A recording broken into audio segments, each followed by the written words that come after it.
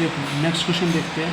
Next question क्या बोला, सुलेखा एक कंपनी के 100 शेयर 50 रुपये प्रति शेयर की दर से खरीदते हैं। मतलब जो सुलेखा है किसी कंपनी के जो 100 शेयर हैं वो किस रेट से खरीदता है, 50 रुपये प्रति शेयर के रेट से खरीदता है। मतलब एक शेयर 50 रुपये में खरीदता है। तो एक सप्ताह बाद जब कीमत में 10% की गिरावट आती है, जब एक सप्ताह बाद कीमत में कितनी की गिरावट आती है, 10% की गिरावट आ जाती है, तो वह उसी कंपनी के 120 शेयर खरीदते हैं। कितने शेयर खरीदता है, 120 शेयर खरीदता है। जब गिरावट कितनी आ जाती है, 10%।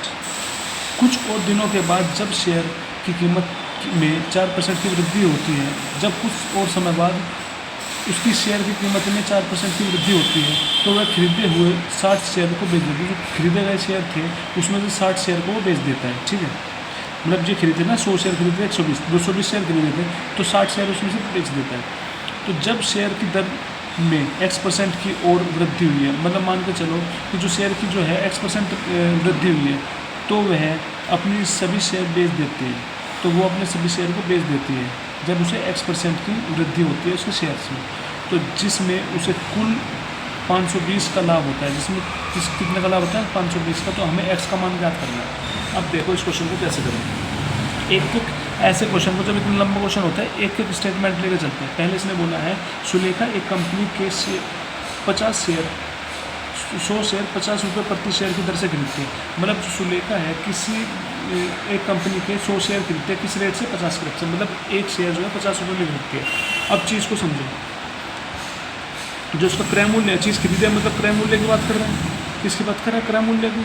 तो 50 के रेट से उसने कितने शेयर खरीदे, 100। जब एक शेयर 50 रुपये का, तो 100 शेयर कितने का हो जाएगा, 5,000 का हो गया ना। ठीक है, फिर आगे उसने क्या बोला, एक सप्ताह के बाद जब कीमत में 10% की गिरावट आती है, कीमत में कितने की गिरावट आ जाती है, 10% की, तो वह उसी कंपनी के 120 शेयर खरीदती है। तो कितने की गिरावट आ जाती है कंपनी में, एक सप्ताह बाद 10% की। तो रेट क्या चल रहा था, 50। तो रेट क्या चल रहा था, 50 चल रहा था। तो उस 50 में 10% की गिरावट आ जाती है। तो 50 का 10% निकाल दो, 10% और 10 में 100, 0 से 0 कट गया, 0 से 0 कट। तो कितने की गिरावट आई, 5 की। तो कितना था, 50 था, 50 से 5 की गिरावट आई। तो कितने में वो खरीदेगा, 45 रुपये की खरीदेगा। तो जो दूसरा कॉस्ट प्राइस है 45 रुपये, हर एक जो है शेयर वो 45 रुपये का खरीदेगा। और कितने खरीदेगा, 120 शेयर खरीदेगा। तो 45 × 120 कितना हो जाएगा, 45 × 120 की मल्टीप्लाई करेंगे, क्या बन जाएगा, 45 की जो 5 दूनी 10, हासिल आए 4 दूनी 8, 9 4 5, कितना बन गया, 0 9 5 14, हासिल आए 5 4, कितना बन गया, 5 4 0 0। तो इसका जो पूरा कॉस्ट प्राइस है, क्रय मूल्य कितना हो जाएगा, 5,000 प्लस 5400, कितना हो जाएगा, 10,400। ठीक है, ये हमारा आएगा क्रय मूल्य टोटल। तो आगे क्वेश्चन में देखो, तो फिर बोला, तो वह अपनी कंपनी कुछ और दिनों के बाद जब शेयर की कीमत 4% में वृद्धि होती है, तो वह खरीदे गए 60 शेयर को बेच देते हैं। ठीक है, तो कुछ समय बाद 4% की वृद्धि होती है। तो कितने शेयर थे हमारे पास, 45 शेयर। कितने बचे थे, 45। तो 45 में 5% की वृद्धि हो जाती है। तो 45 का 4% की वृद्धि हो जाती है। तो 45 का 4% निकालो, 4% मतलब 4/100, 5 से काट दो, 5 9 5 20 जा, तो 4 5 से 20। तो क्या बन गया, 9/5। इसको करेंगे कितना बनेगा, 5 कम 5 5 8 40। तो कितने की वृद्धि होगी, 1.8। तो कितना हो जाएगा, 45 था, 1.8 वृद्धि होगी, तो कितना होगा, 46 कितना हो जाएगा, 46.8। तो वो बेचेगा, बेचने की बात होती है। तो विक्रय मूल्य की बात कर रहे हैं, सेलिंग प्राइस की बात कर रहे हैं। तो कितना हो जाएगा, 46.8। तो कितने उसमें खरीदे गए, कितने शेयर बेचते हैं, 60 शेयर बेचते हैं। कितने शेयर बेचते हैं, 60 शेयर। जब एक शेयर 40.80 का है, तो 60 शेयर कितने होंगे, × 60 कर देंगे, कितना आ जाएगा। इसको अगर हम करेंगे मल्टीप्लाई करना, 46.80 को 60 से मल्टीप्लाई करो, 0 8 से 48, 4 ऊपर 6 से 36, 40 से 4 6 से 24 28। तो क्या बन जाएगा इसका, 2808। कितना बन जाएगा, 2808। तो वे 60 शेयर इसने कितने में खरीदे होंगे, सॉरी कितने में बेचे होंगे, 2808। इतना समझ में आ गया। तो फिर उसने बोला है, जब शेयर की दर में X% की वृद्धि होती है, जब मान कर जब शेयर की दर में X% की वृद्धि होती है, मतलब उसका जो शेयर है, एक शेयर में वृद्धि हो जाती है X% की, तो वह अपने सभी शेयर बेच देती है। तो क्या अब सारे शेयर बेच देती है। कितने शेयर बच गए थे? जब 60 शेयर बेच चुके हैं, टोटल शेयर कितने थे? 100 शेयर ये और 120 शेयर ये, तो 220 शेयर थे। तो 220 शेयर में से 60 शेयर तो बेच चुके थे, तो कितने शेयर बच गए? 160। तो मतलब x% की रेट से कितने शेयर बेचे फिर उसने? 160। और जिसमें उसे कुल लाभ कितना हुआ? कुल लाभ हुआ 520 का। तो x की मान ज्ञात करने, तो हम कोई भी जैसी चीज़ निकालते हैं, लाभ, प्रॉफिट निकालते हैं, तो प्रॉफिट का फॉर्मूला क्या होता है? प्रॉफिट लेने का फॉर्मूला होता है selling price minus cost price करते हैं, मतलब जितने में खरीदता है उसमें से माइनस करते हैं उसका कॉस्ट प्राइस। तो प्रॉफिट कितना दे रखा है क्वेश्चन में? 520। तो 520 रख दिया। और सेलिंग प्राइस कितना दे रखा है? सेलिंग प्राइस हमें दे रखा है, सेलिंग प्राइस कितना दे रखा है? सेलिंग प्राइस हमें दे नहीं रखा, सेलिंग प्राइस हमें दे नहीं रखा, minus cost price. Cost price कितना दे रखा है? 10,400। 10,400। तो यहाँ से हमने जब सेलिंग प्राइस निकाला वो कितना बन जाएगा? 10,400 प्लस 520 कितना बन जाएगा? ये बन जाएगा हमारे पास 10920। ठीक है, ये हमारा बन गया सेलिंग प्राइस, ये हमारा बन गया सेलिंग प्राइस। ठीक, क्या बन गया? Selling price. तो जो ये सेलिंग प्राइस बना है, ये सेलिंग प्राइस बना है पूरी कितने का? 120 शेयर का। ठीक है, जो ये चीज़ बेची है उसने 120 शेयर में बेची है। तो फिर उसने जब ये तो 120 शेयर का है और उसने बेची कितने में थी? 60 शेयर कितने में बेचे? 60 शेयर बेचे 2808 में, और उसने पूरे 220 शेयर कितने में बेचे? इतने में बेचे। तो बचे हुए शेयर निकालेंगे, क्योंकि हमें बचे हुए की वैल्यू निकालनी है, बचे हुए में किस रेट से वो बेच रहे हैं। तो हम निकालेंगे सबसे पहले बचे कितने, मतलब बचे हुए कितने में बेचेगा, बचे हुए कितने में बेचेगा? टोटल बेच रहा है 10,900 में, 220 में, और उसमें से कितने बेच दिए? 60 बेच दिया, कितने में? 2808 में। तो यहाँ से इसमें से माइनस करेंगे 10,920 में किसको? 2808। 10 में से 8 गए, 2 बचे, 1 बचा, 1 बचा, ये बच जाएगा हमारे पास 8 बचा। ठीक, तो क्या बन गया? 8112। तो 8112 जो बेची है उसने, वो कितने बेचे? 160 बेचे। तो मतलब जो है 160 यूनिट की वैल्यू दे दी। कितने की वैल्यू दी? 160 यूनिट की जो बेचे हैं। 160 जो 160 शेयर है वो कितने में बेचे? 812 में। तो यहाँ से एक शेयर की वैल्यू निकाल दो। एक शेयर कितने में बेचा होगा? तो एक शेयर कैसे निकालेगा? 8112 अपॉन 160। इसको सोल्व करेगा, इसको सोल्व करने के बाद क्या आएगा? सोल्व करो सर, काट दो, जिससे कटता हूँ। 2 80 से 2 चौक 8, 2 पंजे 10, 2 चौक 12, 2 चौक 8। हाँ ठीक तो था।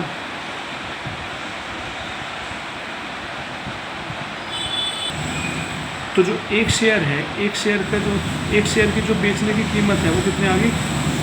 हमारे पास वो आ गई, ये आ गई, ये 4056। फिर काट दो 2 से, 2 40 जा, फिर काट 2 से, 2 दूनी 4, 2 8 16, फिर कट जाएगा 2 20 जा, फिर कट जाएगा 2 10, 2 14 जा, फिर कट जाएगा 2 10 जा, फिर कट जाएगा 2 5 और 2 7 14।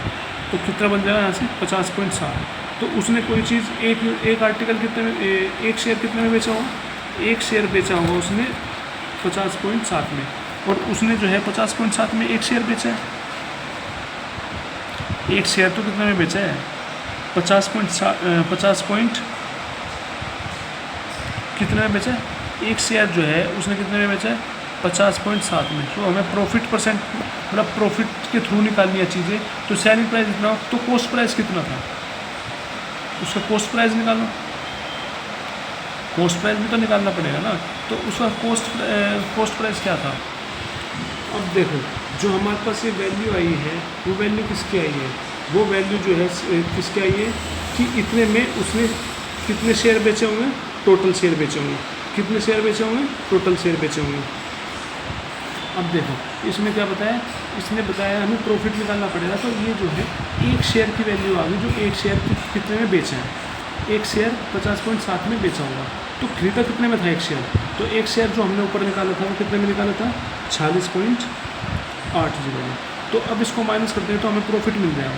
तो 50.7 में माइनस कर देंगे 80 को कितना बच जाएगा हमारे पास, वो बच जाएगा 3.90। तो 3.90 का प्रॉफिट हुआ है, तो यहाँ से प्रॉफिट परसेंटेज निकाल देंगे। तो प्रॉफिट परसेंटेज का फॉर्मूला होता है profit upon cost price. Profit कितना है 3.90। तो कॉस्ट प्राइस कितना हमारे पास, जो हमने कॉस्ट प्राइस निकाला था ऊपर, वो कॉस्ट प्राइस कितना निकाला था। अब देखो यहाँ से हम क्या करेंगे, यहाँ से प्रॉफिट परसेंटेज निकाल लेंगे, क्योंकि हमें प्रॉफिट परसेंटेज की वैल्यू x% दे रखी है। प्रॉफिट परसेंट की वैल्यू तो x% है ना, जो हमें x की वैल्यू निकालनी है। तो नीचे आएगा CP कॉस्ट प्राइस। तो कॉस्ट प्राइस कितना है एक आर्टिकल का, वो है 40.80। कितना है 40.80 इंटू 100। इसको सोल्व करेंगे, इसको सोल्व करने के बाद क्या आ जाएगा हमारे पास 8 सही 1/3। तो परसेंटेज आ गई, मतलब प्रॉफिट परसेंटेज कितनी आ गई 8 सही 1/3, मतलब ये होंगे हमारे पास x% की वैल्यू। 8 सही 1/3, परसेंट से परसेंट हटा तो x की वैल्यू क्या आ गई 8 सही 1/3। तो कौन से ऑप्शन में, फर्स्ट ऑप्शन में। आई होप आपको ये चीज़ समझ में आई होगी। देख नेक्स्ट क्वेश्चन क्या बोल रहा है। नेक्स्ट क्वेश्चन बोल रहा है कि रेनू दाल डोसा का घोल बनाने के लिए चावल और चने की दाल को 1:1/2 के अनुपात में मिलाते हैं। मतलब रेनू जो है एक दाल डोसा का घोल बनाना चाहती है, जिसमें वो चावल और चने का अनुपात लेती है 1:1/2। ठीक है। और फिर चने की दाल का 3/5 हिस्सा के बराबर अरहर की दाल भी मिलाती है। मतलब जो अरहर की दाल है वो कितने मिलाती है, चने की दाल के 3/5 हिस्सा। ठीक है। फिर उसने बताया रेनू के पास 2 किलो चावल है। रेनू के पास कितने चावल है 2 किलो, और 3/4 किलो जो है चने की दाल है, और 1/2 किलो जो है अरहर की दाल है। ठीक है। तो वह अधिकतम मात्रा का घोल बनाना चाहती है, इसमें अधिकतम मात्रा में बने घोल में तीनों सामग्रियों को कुल वजन बताना। मतलब इसने कहा वो जो है अधिकतम ज़्यादा से ज़्यादा घोल बनाना, मतलब ज़्यादा से ज़्यादा मात्रा का घोल बनाना चाहती है। क्या बनाना चाहती है, ज़्यादा से ज़्यादा घोल का मात्रा बनाना चाहिए। और हमें ये बताना है जो 3 सामग्री है उनका वजन कितना हो एक का। तो हमेशा एक चीज़ याद रखना, जब भी ये चीज़ में बोले ना कि ज़्यादा से ज़्यादा घोल बनाना चाहते हैं, ज़्यादा से ज़्यादा घोल किस चीज़ का बना सकते हैं, ज़्यादा से ज़्यादा घोल जब बना सकते हैं जब हम कम चीज़ों को मिलाते रहे ज़्यादा बार। कम चीज़ जो है जो कम चीज़ है उस कम चीज़ को हम बहुत बार मिला सकते हैं। जो ज़्यादा चीज़ है उस ज़्यादा चीज़ को हम ज़्यादा बार नहीं मिला सकते, क्योंकि जो कम चीज़ है उस कम चीज़ को हम कम चीज़ में कम चीज़ मिला, मतलब जो चीज़ कम है कम चीज़ को फिर उस कम में मिला दिया, वो ज़्यादा होगी, फिर उस कम में और मिला दिया, फिर और मिला दिया, मतलब ऐसे अधिकतम चीज़ बन जाएगी। मतलब घोल बनाने से अधिकतम से अधिकतम घोल बनाना है ऐसे। वो अधिकतम घोल कब बन सकता है, जब हम कम वजन वाली चीज़ लेंगे। क्योंकि मतलब एक तरह का ये हमें वजन एक उतना बनाना है। मान ले हमें वजन जो है एक एग्जांपल के तौर पर मान ले हमें वजन बनाना 50 kg, और एक तरफ हम ले रहे हैं 10 kg का वजन, और एक तरफ ले रहे हैं हम 25 kg का वजन। अगर हम 25 kg का वजन लेकर चलेंगे तो कितनी चीज़ ले सकते हैं हम, 2 चीज़। अब 10 की चीज़ लेंगे, कितनी चीज़ ले सकते हैं, 5। ज़्यादा चीज़ क्या है ये, मतलब ये मैं यही समझाना चाहता हूँ, जो चीज़ कम होती है ना उस चीज़ का हम ज़्यादा से ज़्यादा घोल बना सकते हैं। मतलब उस कम चीज़ का हमें कम चीज़ देखनी है, कम चीज़ जोन सी है उसका घोल ज़्यादा बन सकता है। अब देख क्वेश्चन में क्या बोला है, क्वेश्चन में बोला है रेनू दाल डोसा का घोल बनाने के लिए, रेनू है जो दाल डोसा का घोल बनाना चाहती है, तो उस घोल का वो चावल और चने की दाल का इतना अनुपात में है। मतलब एक तरफ चावल है, एक तरफ है चने की दाल। ठीक है, क्या है, चने की दाल। तो इनका रेशियो क्या दे रखा है, 1:1/2, मतलब 1:0.5। ठीक है। फिर इसने बोला है चने की दाल का 3/5 हिस्सा किसके बराबर है, अरहर की दाल के। चने की दाल कितनी है 0.5, तो 0.5 का 3/5 हिस्सा कितना बनेगा 0.3। तो 0.3 किसका होगा, अरहर की दाल का। अरहर की दाल का कितना हो जाएगा 0.3, समझ गए। फिर इसने बोला है कि रेनू के पास 2 किलो चावल है। रेनू के पास कितना चावल है 2 किलो। तो रेनू हमने कितना निकाला, 1 हमने निकाला। रेनू के पास 1 किलो चावल है और क्वेश्चन में दे रखा 2 किलो। तो 1 यूनिट की वैल्यू कितनी होगी, 1 यूनिट की वैल्यू होगी 2। ठीक है। अब ऐसे ही आगे क्या बोला क्वेश्चन में बोला है 3/4 किलो चने की दाल है। 3/4 किलो किसकी दाल है, चने की। और चने की दाल कितनी है, जो 0.5। तो 0.5 यूनिट की वैल्यू क्या होगी 3/4। तो 3/4 को क्या लिख सकते हैं हम, 3/4 को हम डिवाइड करके देख लो, 3/4 को जैसे ये है, ये 4 है, ये 3 है, तो 0 बढ़ा दे तो पॉइंट लग गया। 4 7 जा 28, 2 बच गया, 4 5 जा 20, कितना बन गया 0.75, ठीक है। ये है 0.5, ठीक। तो अगर यहाँ से हम 0.1 यूनिट की वैल्यू निकालेंगे वो कितनी हो जाएगी, 1 यूनिट की वैल्यू हो जाएगी 1.5। तो यहाँ से इस वाले की 1 यूनिट की वैल्यू क्या निकलेगी, 1 यूनिट की वैल्यू निकलेगी 1/1.5। तो आगे क्वेश्चन में बोला है, फिर बोला उसमें 1/2 किलो अरहर की दाल है, और अरहर की दाल कितनी है 0.3। तो 0.3 किसके बराबर है, 1/2 होता है 0.5, तो 1 यूनिट किसके बराबर आ गई 1.6, कितने की वैल्यू 1.67 की। तो तीसरे की वैल्यू क्या हुई, 1 यूनिट की वैल्यू 1.67। तो अब ये देखो किसका वजन सबसे कम है, सबसे कम है बी वाले का, मतलब चने की दाल का। तो चने की दाल का सबसे कम वजन है, क्योंकि जिसका कम वजन होगा हम वो चीज़ ज़्यादा बना सकते हैं। तो इस किसकी दाल का कम है, चने की दाल। तो हम चने की दाल से घोल बनाएंगे जिससे वो ज़्यादा से ज़्यादा घोल बना सकेगा। अब एक चीज़ देख, अब तीनों की दाल का घोल बनाना है, तीनों का वजन बनाना है। तो तीनों का दाल का घोल बनाने के लिए तीनों की दाल का जो वजन है सब जोड़ देंगे तो वो घोल बन जाएगा। तो हमें एक एक का वजन बताना है। अब देखो 1 यूनिट की वैल्यू कितनी है, 1.5। तो 1 यूनिट की वैल्यू 1.5 है, मतलब एक इसकी वैल्यू जो है कितने 1.5 किलो है। तो 1 किलो चावल की कितनी हो जाएगी 1.5, ठीक है। प्लस 1 यूनिट की वैल्यू 1.5 है, तो 0.5 यूनिट की वैल्यू कितनी होगी 0.45, ये हो जाएगा 0.75, ये होगा 0.75 ग्राम। फिर तीसरा 1 यूनिट 1.5 है, तो 0.3 यूनिट कितना हो जाएगा 0.45। तो हमें क्वेश्चन में बता रहे तीनों सामग्रियों का वजन कितना होगा। पहली सामग्री का 1.5 वजन, दूसरी वाली का 0.75, तीसरी वाली का 0.47। तो तीनों को जोड़ दें, तो जोड़ने के बाद कितना आ जाएगा 2.7 kg। तो कितना किलोग्राम होगा तीनों का वजन 2.7 किलोग्राम। तो कौन सा ऑप्शन है, थर्ड ऑप्शन इज करेक्ट, ठीक। आई होप ये चीज़ आपको समझ में आई होगी। ये थोड़े से लेंथी क्वेश्चन है, थोड़े से समझने वाले हैं, इसमें बहुत टाइम लगेगा।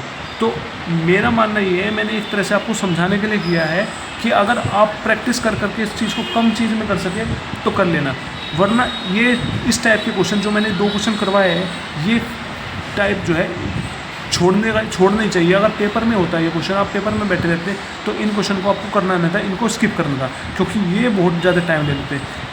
समझ रहे हो, मतलब हमें वो चीज़ करनी है जो हम कम टाइम में कर सकें। अगर हमारे पास टाइम बच गया तो इस चीज़ को करेंगे, नहीं तो नहीं करेंगे, ठीक है।